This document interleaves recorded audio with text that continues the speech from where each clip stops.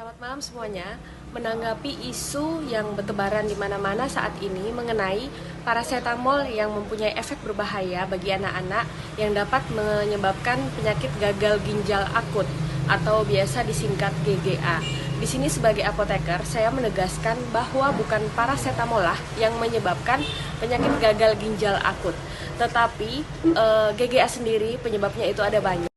Penyebab dari GGA sendiri itu ada macam-macam. Yang pertama ada sindrom peradangan multisistem pada anak-anak. Yang kedua ada infeksi disebabkan oleh infeksi bakteri atau infeksi virus. Kemudian juga bisa disebabkan oleh senyawa-senyawa berupa ethylene glycol ataupun diethylene glycol. Yang selanjutnya akan saya sebut EG dan DEG untuk mempermudah penjelasan saya berikut. Ethylene glycol dan diethylene glycol sendiri tidak pernah disarankan untuk menjadi bahan pelarut atau subpelarut dari satu zat aktif yang tidak dapat larut air. Namun, yang menjadi subpelarut yang biasa digunakan pada industri farmasi adalah polyethylene glycol atau PG, sorbitol, ataupun gliserin.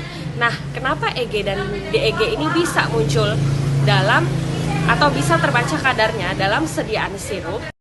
Nah, dua senyawa EG dan DEG ini kenapa bisa terdeteksi dalam satu sediaan sirup obat? Karena EG dan DEG merupakan cemaran atau impuritan dari propilen glikol ataupun gliserin yang merupakan zat pelarut dari obat yang digunakan atau zat aktif yang digunakan. EG dan DEG ini dapat ditoleransi keberadaannya dengan catatan bahwa kadarnya tidak melebihi ambang batas aman yang telah ditentukan BPOM, tentunya dengan mengikuti standar internasional yang selama ini dijalankan. Nah, bukan berarti hadirnya dua senyawa yang tidak diinginkan di dalam bentuk sediaan obat ini menjadi satu-satunya penyebab utama dari gagal ginjal akut pada anak. BPOM dan Kemenkes masih terus melakukan penelitian atau investigasi terhadap kasus ini, sehingga kita sebagai masyarakat tidak bisa langsung mengambil kesimpulan bahwa GGA yang terjadi pada anak penyebabnya adalah ethylene glycol dan diethylene glycol. Jadi bukan paracetamol sebagai zat aktif yang mengakibatkan gagal ginjal akut pada anak. Ethylene glycol dan diethylene glycol pun masih diteliti lebih lanjut apakah dua senyawa ini yang menyebabkan GGA ataupun ada penyebab lain. Oleh karena itu, sambil menunggu informasi yang akan rilis dari BPOM ataupun Kemenkes, sebagai warga masyarakat yang cerdas, mari kita manfaatkan media sosial dengan baik dan silakan lihat berita dari website atau laman yang resmi.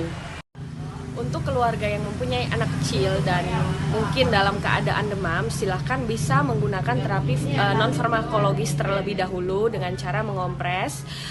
Namun jika kondisi anak mengharuskan untuk meminum obat, silakan berkonsultasi dengan apoteker atau dokter yang teman-teman tuju.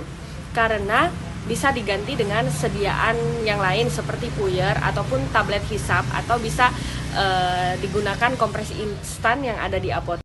Untuk sediaan puyer, saya tegaskan sekali lagi bahwa tidak semua jenis tablet dapat digerus menjadi sediaan puyer.